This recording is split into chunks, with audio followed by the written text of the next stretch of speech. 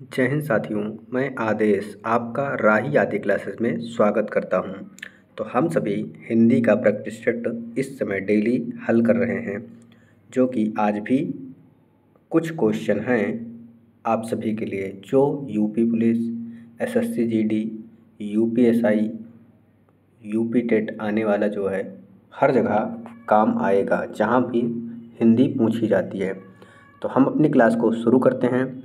आप सभी अपना प्यार और सहयोग बनाए रखिएगा। क्लास को अधिक से अधिक लाइक, शेयर और लोगों को सब्सक्राइब करने के लिए भी आप सभी कह दीजिएगा। तो हम चलते हैं अपनी क्लास को शुरू करते हैं। हमारा पहला क्वेश्चन है, हिंदी की कितनी उपभाषाएं हैं? क्या हिंदी की कितनी उपभाषाएं हैं? 2, 3, 4, 5। तो आप सभी को बताना है कितनी भाषाएं हैं। तो जो हमारा राइट आंसर है वह है 5। कितनी? 5 है। कौन कौन सी है यह आप सभी ध्यानपूर्वक सुन लीजिएगा, क्योंकि लिखने में टाइम लगता है। मोबाइल से ही है वीडियो बनाते हैं तो इसलिए।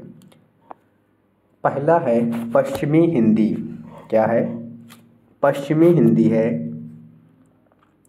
पूर्वी हिंदी है,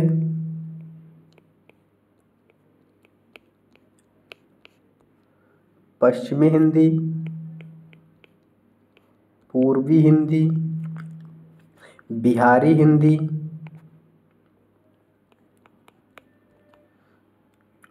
आप लोग समझ लीजिएगा, बिहारी हिंदी। फिर है पहाड़ी हिंदी।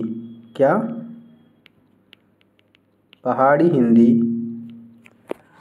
उसके बाद है राजस्थानी हिंदी। क्या? राजस्थानी हिंदी। तो ये हो गई आपकी 5 प्रकार की उपभाषाएं। तो राइट आंसर हमारा ऑप्शन डी सही हो जाएगा। हम चलते हैं अगले क्वेश्चन की तरफ। तो हमारा अगला क्वेश्चन है,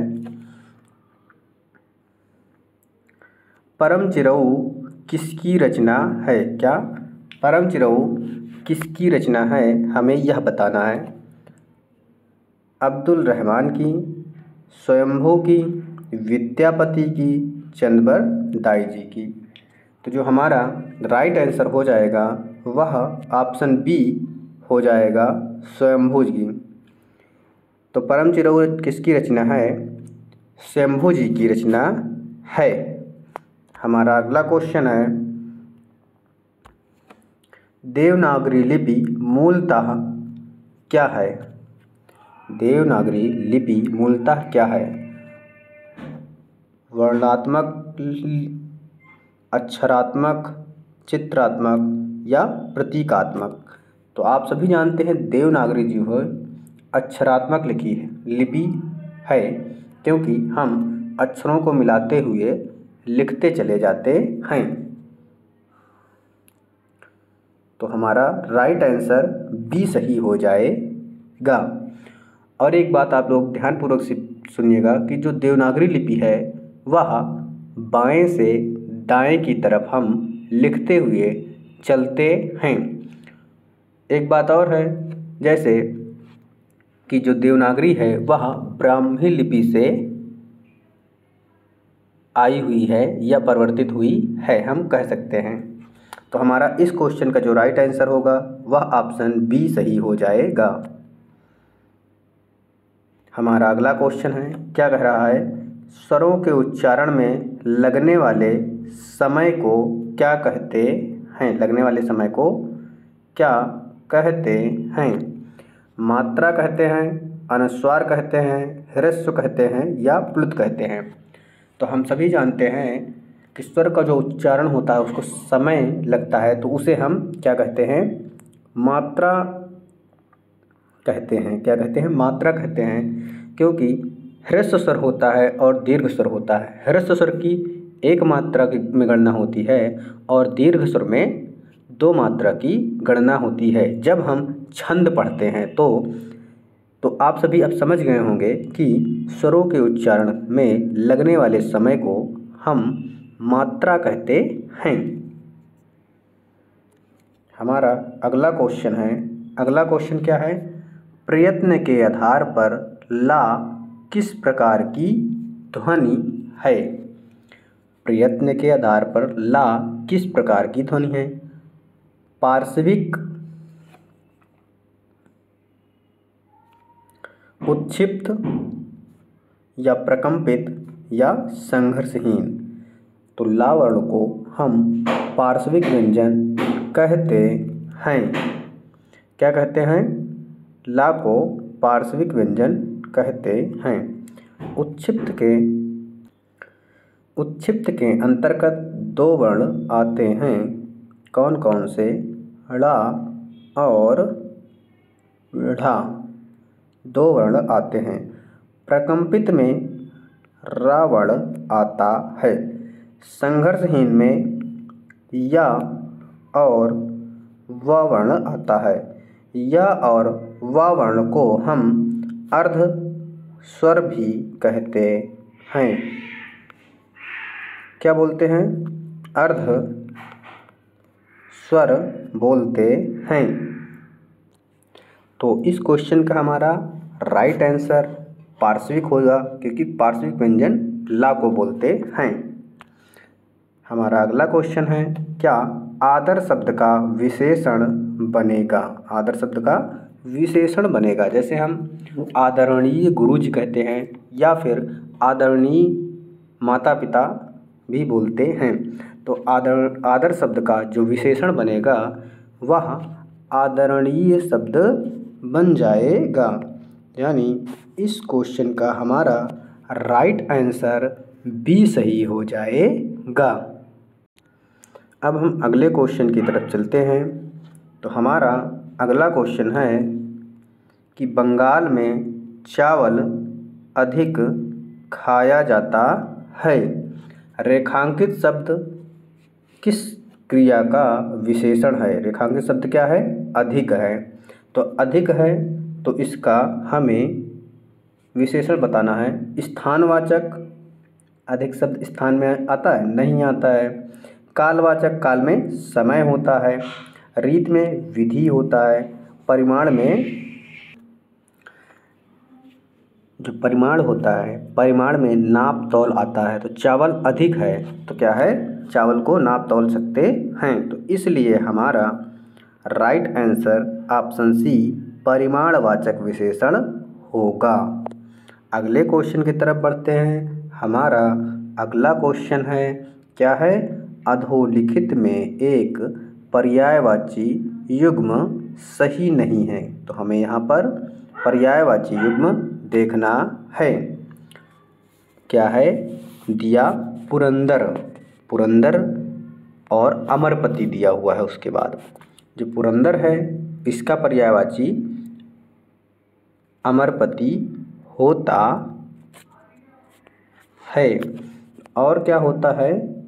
इंद्र भी होता है। क्या होता है? इंद्र होता है।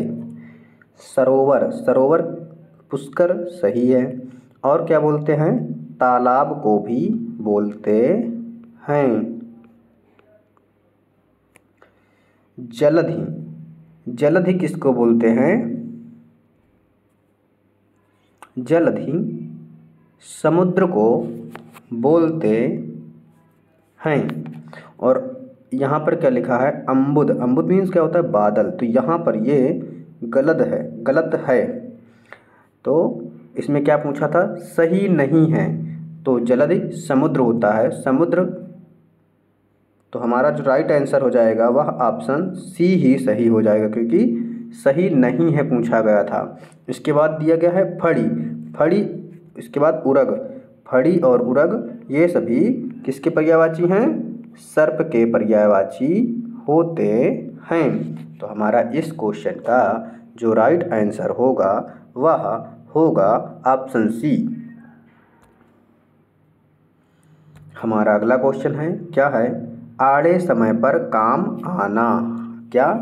आड़े समय पर काम आना। मुसीबत में सहायक होना, हत्या करना, इनकार करना, सिफारिश करना। तो जो हमारा राइट आंसर होगा क्या, आड़े समय पर काम आना, तो यानी मुसीबत के समय में सहायक होना। राइट आंसर हमारा ए ऑप्शन सही हो जाएगा। हमारा अगला क्वेश्चन क्या है, बात तय थी लेकिन ऐन मौके पर उसके इनकार करने से सारा काम रुक गया। रेखांकित वाक्य के लिए उपर्युक्त मुहावरा यानी उपयुक्त मुहावरा है। क्या है कि बात तय थी लेकिन ऐन मौके पर यानी ऐन समय पर किसी ने इनकार कर दिया और सारा काम रुक गया। तो इसका जो उपयुक्त मुहावरा होगा वह हमें देखना है। अक्ल पर पत्थर पड़ना नहीं, गुड़ गोबर करना, खटाई में पड़ना, कल पड़ना। क्या हो जाएगा, सारा काम हमारा रुक जाएगा। तो क्या हो जाएगा, गुड़ गोबर हो जाएगा, यानी गुड़ गोबर करना। राइट आंसर हमारा बी ऑप्शन सही हो जाएगा। अगला क्वेश्चन हमारा है क्या, फूले कास सकल मही छाई, जन वर्षा ऋतु प्रकट बुढ़ाई। पंक्ति में अलंकार पहचानना है हमें। तो अलंकार है तो यहाँ पर क्या आया है, जनु, जानो, मनु, मानो। इस प्रकार मनहु, जनहु जब इस प्रकार के वाचक शब्द निकल कर आते हैं तो वहाँ पर क्या होता है, वहाँ पर उत्प्रेक्षा अलंकार हो जाता है। श्लेष अलंकार में एक ही शब्द में कई अर्थ निकलते हैं, चिपका हुआ होता है। उपमा अलंकार में तुलनात्मक रूप से हो जाता है। अगले क्वेश्चन पे चलते हैं। तो हमारा अगला क्वेश्चन क्या है कि निम्नलिखित में किस शब्द में व्यंजन संधि है। हमें क्या बताना है, व्यंजन संधि बताना है। ऑप्शन ए स्वच्छंद, ऑप्शन बी वांगयूर्मी, ऑप्शन सी सुधांशु, ऑप्शन डी पितृऋण। तो हमें यह देखना है कि व्यंजन संधि के बारे में पूछा गया है। वांग्मय में यण संधि है, कौन सी, यण संधि, यानी यहाँ पर स्वर संधि हो गए। सुधांशु में दीर्घ संधि है, दीर्घ संधि भी स्वर संधि के अंतर्गत आती है। पितृऋण में भी दीर्घ संधि का अपवाद है, यहाँ पर भी दीर्घ संधि, यानी तीनों में क्या है, स्वर संधि। यहाँ पर यण है, इन दोनों में दीर्घ है। बचा क्या, स्वच्छंद। तो यहाँ पर ऑप्शन ए जो है वह व्यंजन संधि है। क्या, व्यंजन संधि है। तो ऑप्शन ए हमारा सही होगा, राइट आंसर।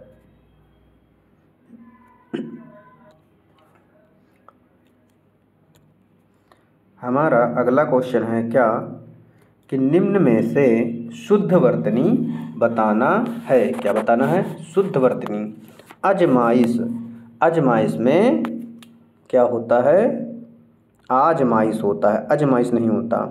तो यहाँ पर आज माइश इस प्रकार से होगा। अकस्मात, अकस्मात में क्या होगा, ये भी गलत है, इसमें इस प्रकार हलंत होगा। आरोग्य, जो हमारा राइट आंसर है वह सी ऑप्शन सही है, आरोग्य। शुद्ध वर्तनी में यानी जो लिखा है यह भी हमारा इस प्रकार लिखा जाएगा। तो हमारा राइट आंसर क्या हो गया, आरोग्य। अगला क्वेश्चन हमारा, निम्न में तद्भव शब्द है। अब हमें क्या बताना है, तद्भव शब्द के बारे में बताना है। जो हमारा अवध है, तद्भव शब्द है, जीर्ण तत्सम शब्द है, जालक भी तत्सम शब्द है, घर्षण भी तत्सम शब्द है। जीर्ण मतलब क्या होता है? जीर्ण का जो तद्भव होगा वह होगा झीना। क्या हो जाएगा? झीना। जालक का क्या हो जाएगा? झरोखा।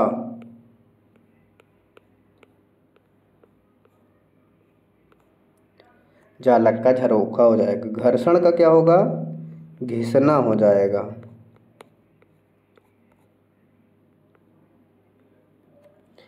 जो अवध है वह हमारा तद्भव शब्द है। अवध का जो तत्सम होगा वह क्या होगा? अयोध्या होगा। क्या होगा? अयोध्या हो जाएगा। तो राइट आंसर हमारा ए ऑप्शन सही हो जाएगा।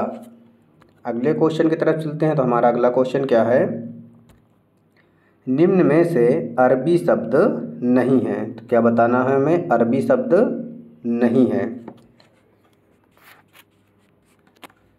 आदमी, औलाद, अदालत, ये तीनों क्या हैं? अरबी शब्द हैं। और क्या पता पूछा था? शब्द नहीं है। तो जो लास्ट शब्द है वह अरबी शब्द का नहीं है। यह क्या है? तुर्की भाषा का शब्द है। तो राइट आंसर हमारा डी ऑप्शन सही होगा। अगला क्वेश्चन है हमारा, क्या निम्न में से उपसर्ग नहीं है? हमें क्या बताना है? उपसर्ग नहीं है।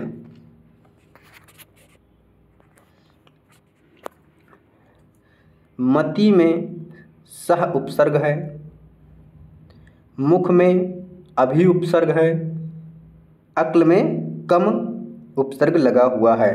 लेकिन यहाँ पर क्या है? पथरीला। पथरीला शब्द में उपसर्ग नहीं है। पत्थर में ईला प्रत्यय जुड़ा हुआ है तो पथरीला हुआ है। तो क्या है? राइट ऑप्शन हमारा राइट आंसर क्या हो जाएगा? ऑप्शन बी सही हो जाएगा। हमारा अगला क्वेश्चन है, क्या है? निम्न में कर्मधारय समास है। क्या बताना है? कर्मधारय समास बताना है। ऑप्शन ए है घुड़दौड़। घुड़दौड़ यानी यहाँ पर घोड़े की दौड़। क्या आया? की आया तो का की के संबंध कारक में आता है। संबंध तत्पुरुष कारक हो जाएगा इसमें। तो स्नान, स्नान के लिए घर, यहाँ पर भी तत्पुरुष समास होगा। क्यों? क्योंकि के लिए आया हुआ है। उसके बाद द्विपट्टा, द्विपट्टा लिखा हुआ है। तो क्या है? दो पट्टों का समूह। क्या? दो पट्टों का समूह। जब समूह आ गया तो यहाँ पर द्विगु समास हो जाएगा। उसके बाद है सी ऑप्शन वायु वेग। वायु वेग, वायु के समान वेग। तो यहाँ पर कर्मधारय समास हमारा ऑप्शन सी हो जाएगा, वायु वेग। राइट आंसर ऑप्शन सी, वायु वेग। हमारा अगला क्वेश्चन क्या कह रहा है? बचपन के समय अमूल्य। बचपन का समय, बचपन का समय कैसा होता था? अमूल्य होता था। रेखांकित शब्द में संज्ञा बतानी है। अब ये बचपन है, कैसी संज्ञा है? जातिवाचक, समूहवाचक, व्यक्तिवाचक। क्या है? इनमें से कोई नहीं हमारा ऑप्शन हो जाएगा राइट आंसर। तो बचपन कौन सी है? भाववाचक है। भाववाचक संज्ञा, बचपन शब्द में भाववाचक संज्ञा है। हमारा अगला क्वेश्चन है, अगला क्वेश्चन क्या है? निम्न में पुल्लिंग शब्द बताना है। क्या बताना है? पुल्लिंग शब्द बताना है। पाला, रोमन, पूर्णिमा, राष्ट्रपति। क्या है? रोमन, राष्ट्रपति, पूर्णिमा। पूर्णिमा क्या होती है? तिथि होती है। क्या होती है? एक तिथि होती है। लेकिन रोमन क्या होता है? एक लिपि होती है। रोमन लिपि, पूर्णिमा तिथि। यानी रोमन और पूर्णिमा यह दोनों क्या है? स्त्रीलिंग है। स्त्रीलिंग। राष्ट्रपति शब्द क्या है? राष्ट्रपति पुरुष भी होता है और महिला भी होती है, इसलिए यह उभयलिंग हो जाएगा। उभयलिंगी शब्द हो गया। अब बचा क्या हमारा ए ऑप्शन पाला। कहते नहीं मेरा उससे पाला पड़ गया, पाला पड़ रहा है, यानी क्या पुल्लिंग शब्द पाला हो जाएगा। तो आज की क्लास को हम यहीं पर समाप्त करेंगे। आप सभी से उम्मीद है आप लोग अधिक से अधिक लाइक करेंगे, शेयर करेंगे और लोगों को जोड़ेंगे भी, क्योंकि ये आपका अपना परिवार है। इसे जितना जोड़ते जाएंगे, जितने लोगों को सहयोग मिलता जाएगा, जो लाइक होता है, कमेंट होता है, वह मेरा उत्साह होता है। मैं अपना पूरा 100% देने की कोशिश करता हूँ। आज की क्लास को मैं यहीं पे समाप्त करता हूँ। आप सभी का क्लास में जुड़ने के लिए तहे दिल से धन्यवाद।